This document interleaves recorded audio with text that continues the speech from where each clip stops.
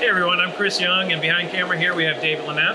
And today we're going to investigate bone detection in both cooked and uncooked product, as well as cooked and uncooked bone. So in front of us here we have two samples. We have raw chicken, and we have cooked chicken. As well, we have raw chicken bones, and we have cooked chicken bones. And you may ask yourself, well, why are we looking at raw and cooked product?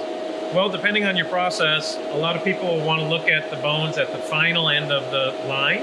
And as an example, if you're making cooked bags of chicken, if you have bones in them, those bones will go through the cooking process as well. And that cooking process can affect the detection of the bone. It can also make the image or the chicken a little harder to inspect as well. So today we're going to do a pretty deep dive into how raw chicken and cooked chicken look to the X-ray systems, as well as raw bones and cooked bones. And on top of that, we have two different types of technologies here.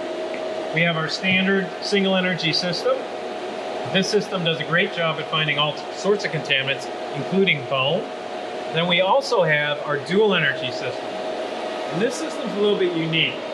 It too does a great job finding metal and other contaminants, but it's really focused on looking for bone and other lower density items. And that's why it is a dual energy. So it looks a little differently just because of how difficult it is to find chicken bones, because chicken bones specifically are not very dense. All right, so we're going to start out with the easiest combination. So the easiest combination is raw product and raw bones. And that's why on most poultry lines, the best place to look, if at all possible, is on the incoming product. You want it to look in the raw before any cooking occurs for either the product or the bones. And let's go ahead and put our raw bone sample through, and you'll notice that there are actually 3 bones on here, and there's also 3 bones on the cooked sample. And the reason is no 2 bones are the same, right? So we measured each one of these bones, and we have kind of thin and thickest dimensions on the bones, because in some spots they're a little thinner, in some spots they're a little thicker, and the thickness of the bone definitely affects detection. All right, stick it underneath, run it through. Okay. And on this particular run, we only saw one bone, but you can see with your eye where the other 2 are. You can faintly see one here, the third one's over there, but we did find a spot of the bone in the middle one. If we run it again,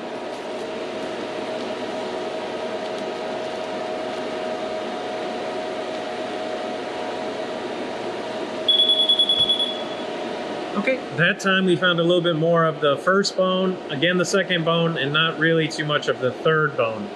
And the reason why we're finding bits and pieces of the bones is, again, because those bones vary in thickness. So what we tried to do was to measure the bones and how thick and thin they are. And what you'll notice is there's different thicknesses. Some of them in the middle are a little thinner, and some of them have some little density differences or thickness differences in the ends.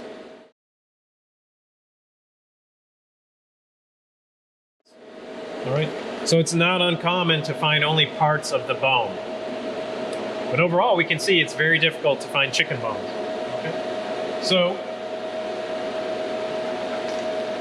what we would normally recommend is that we try and do this with a dual energy system.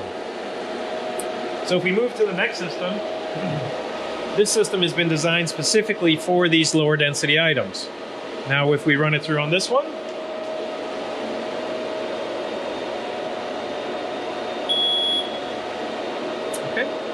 well, wow, those bones really jumped out, actually. So now we have the 3 bones, and just to kind of hold the card up, you can see we really are seeing the size of those bones, right? We're painting all of each one of these bones, which is really important. What that means is this system, through its technology, is able to see those bones very well. So if we wanted to do our best for finding bones, a dual energy solution like this is ideal, because it can really truly see the bones and positively reject them. So now we're going to try this again. And instead of changing products, the only thing we're going to do is change the bones. So we're going to move now into the cooked bones.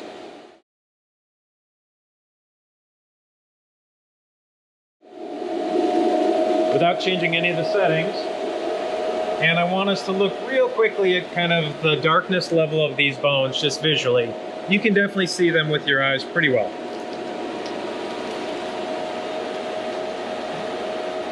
Now we run through the cooked bone. And you can barely see the one bone here. There's the third bone over there. And then we did find this bone very well, but that's because that was a very thick bone. That bone wasn't thinner than 3 millimeters anywhere along its length. So the cooked bone actually is a little bit harder to see when they're similar thicknesses, and that's because the cooking process affects some of the density of that bone. Okay, so after cooking, the bones become a little bit harder. So ideally, it's best to use the raw bones on the raw chicken, but you'll see that we're actually going to do a pretty good job of finding these cooked bones on the chicken in the dual energy system.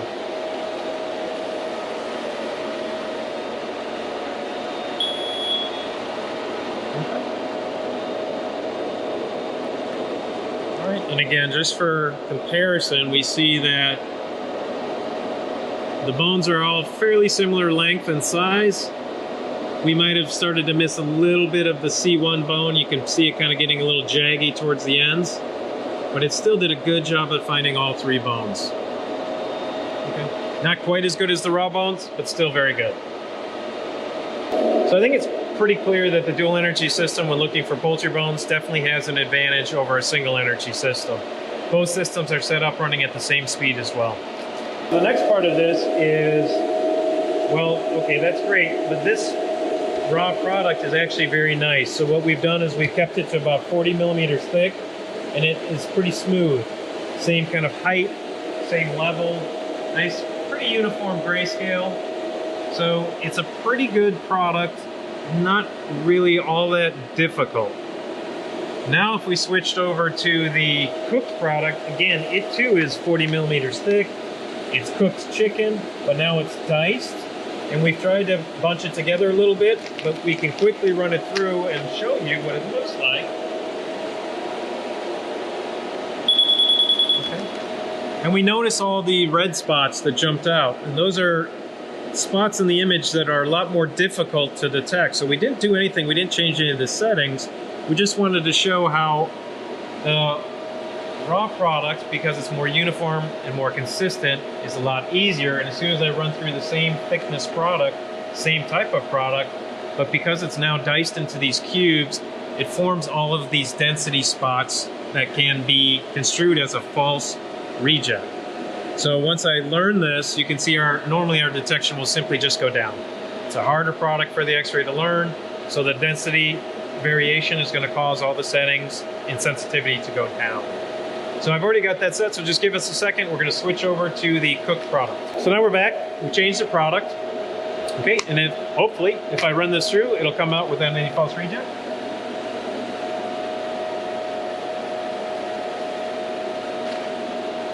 Okay. And now we can get a better look at that. So when we ran it through before, we saw all those red spots, because as we can see now on the image, the other image was very uniform from a grayscale level. This one has a lot of dark spots. And everywhere it has that dark spot is kind of a density spike, right? And all those density spikes make it more difficult to find lower density items in it, like chicken bones. So the reason, again, why we ran this product through the other setting was just to show our best opportunity for finding lower density items is in a smoother image like the raw product will present. Once you get it into a diced product like this, it creates a lot more density spikes, and that makes it hard, very hard actually, to find a chicken bone. Okay? So now we've learned the cooked diced product, and we're going to run through the same bones again, the raw bone.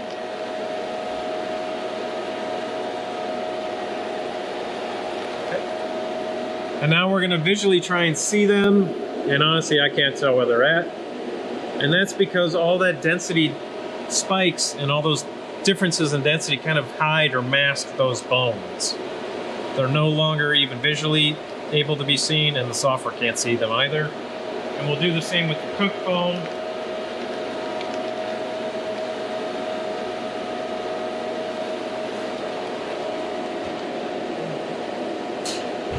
And again, you really can't see them. You can kind of see one bone though, I think.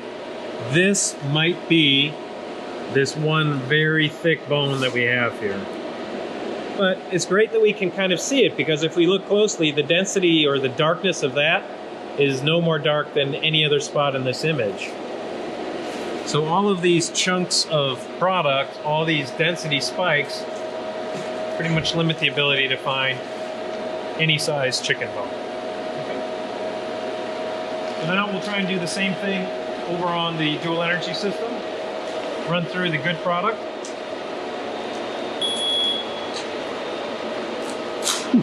Just a network connection alarm. Again, the image looks identical. Now we'll run through the raw bones.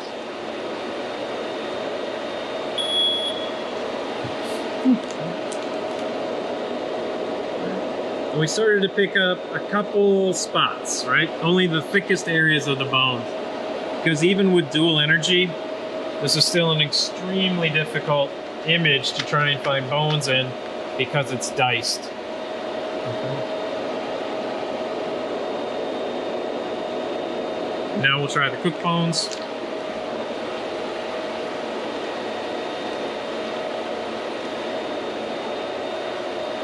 So we ran through the cooked bone and we can see that we did find that one thick bone. Looks like we didn't see all of it because it's bigger than that, actually. But that's okay, we still were able to find part of the cooked bone. So realistically, when you are looking for inspection of chicken bones or other lower density items, the product consistency is huge. We saw it's actually as important or more important than selecting the right equipment type. So the more consistent we can make it, the better detection it'll be. So the great places to inspect for a chicken bone would be in a pipeline, because the pipeline creates that consistency in that image. It forces it down to a very low uniform profile, or a dual energy system. Those two spots are going to be your best spot for finding chicken bone and other lower density items. If this isn't chicken, then what we want to do is just to try and keep it as consistent as possible. So the thinner the better, and the less density variation the better. So wherever that is in your line, where we get the best viewpoint of the product, will yield the best detection results. And dual energy can have a big impact on detection levels, especially for other low density items like glass and stone. So in summary, really the best way to fit inspection technology into the system is to have a clear goal in mind. Both systems will do a great job at finding metal. That's actually very easy.